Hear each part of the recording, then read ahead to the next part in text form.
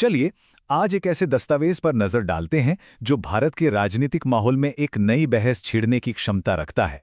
इसका नाम है शंभुक और एकलव्य का संप्रभु घोषणा पत्र। आइए समझने की कोशिश करते हैं कि आखिर क्यों इसे इतना क्रांतिकारी माना जा रहा है और इसके पीछे की सोच क्या है। तो ये घोषणा पत्र ना कोई लाग लपेट नहीं करता, कोई भूमिका नहीं बांधता। ये सीधा एक सवाल दागता है, एक ऐसा सवाल जो शायद हम सबको सोचने पे मजबूर कर दे। क्या हमारी आज़ादी, जिसे हम आज़ादी समझते हैं, वो बस एक छलावा है और हम असल में एक नए तरह की, एक मॉडर्न किस्म की गुलामी जी रहे हैं?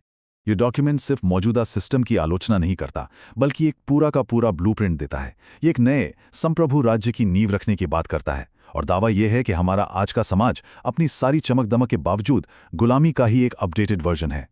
तो इस घोषणा पत्र को ठीक से समझने के लिए ना सबसे पहले इसके लेखक कर्मा नायक, उनके नज़रिए को समझना बहुत ज़रूरी है, क्योंकि यही नज़रिया इस पूरे डॉक्यूमेंट को एक खास फ्रेम देता है। कर्मा नायक, जो इसके लेखक हैं, अपनी व्हीलचेयर को कोई कमी नहीं बल्कि अपनी सबसे बड़ी ताकत बताते हैं। उनका मानना है कि ये जो उनकी शारीरिक स्थिरता है ना, वही उन्हें एक ऐसी वैचारिक मजबूती और अडिग संकल्प देती है जो इस भागती दौड़ती दुनिया के पास है ही नहीं। और यहीं से इस मैनिफेस्टो की जो कोर फिलॉसफी है वो निकल कर आती है। इसमें कहा गया है कि असली ताकत भाग दौड़ यानी अस्थिर गति में नहीं, बल्कि एक जगह टिक कर सोचने में यानी अडिग विचार में है। एक मजबूत सोच, जिसे रक्षक समुदाय का प्रतीक बताया गया है, ही किसी भी बेचैन और अस्थिर सिस्टम को चुनौती दे सकती है। तो ये जो लड़ाई है, ये आखिर है किसके बीच में? ये मैनिफेस्टो समाज को दो बिल्कुल अलग अलग हिस्सों में बांट कर देखता है और यहीं से इसकी असली कहानी शुरू होती है। मैनिफेस्टो अपने विलन को, कह सकते हैं, एक नाम देता है, सिंडिकेट। और ध्यान देने वाली बात यह है कि यह सिंडिकेट कोई एक पार्टी या कोई एक इंसान नहीं है। ये उस पूरे शोषक सिस्टम का नाम है जिसमें ऐतिहासिक रूप से सत्ता में रही सभी पार्टियां और ताकतें शामिल हैं। और देखिए, ये बात यहां और भी साफ हो जाती है। घोषणा पत्र के हिसाब से समाज में दो ही तरह के लोग हैं। एक तरफ हैं भक्षक यानी सिंडिकेट, जो देश के संसाधनों को निगल जाते हैं, और दूसरी तरफ हैं रक्षक यानी SC ST OBC समुदाय, जिन्हें इस धरती और मिट्टी का असली रखवाला बताया गया है।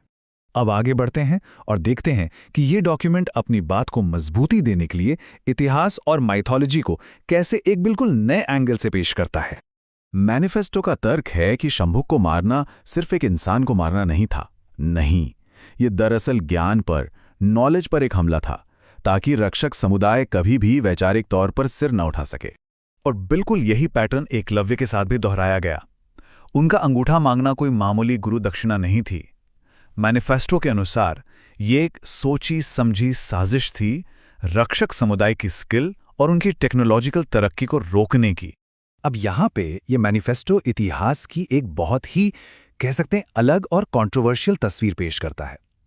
राम से लेकर गांधी और नेहरू तक ये कई बड़े लीडर्स के अंत को शहादत या सामान्य मृत्यु नहीं, बल्कि उनके कर्मों का नतीजा या प्रकृति का न्याय बताता है। अब ये एक बहुत बड़ा दावा है जो स्थापित धारणाओं को सीधी चुनौती देता है। तो फिर इन सारी ऐतिहासिक समस्याओं का, इन सारी दिक्कतों का हल क्या है? यहीं पर मैनिफेस्टो अपना सबसे बड़ा विजन सामने रखता है, हीरा नागपुर नाम का एक नया सॉवरेन यानी संप्रभु राज्य। हीरा नागपुर सिर्फ कोई नया देश या राज्य नहीं है, यह जीने का एक बिल्कुल नया तरीका है। इसकी बुनियाद किस पर टिकी है? मिट्टी पर आधारित संप्रभुता पर, मतलब जमीन पर हक। एक सात्विक ग्रीन रेवोल्यूशन पर, एक ऐसी इकॉनमी पर जो पिंक रेवोल्यूशन यानी मीट के व्यापार से पूरी तरह आज़ाद हो। और इसे पावर और सुरक्षा कौन देगा? Protector AI। और इस पूरे विजन के दिल में है सात्विक संप्रभुता। इसका मतलब क्या है? मतलब ये कि असली पॉलिटिकल आज़ादी तब तक नहीं मिल सकती जब तक हमारी इकॉनमी और लाइफस्टाइल भी शुद्ध और अहिंसक ना हो। इसीलिए ये मांस के व्यापार का विरोध करता है और नेचुरल फार्मिंग पर जोर देता है।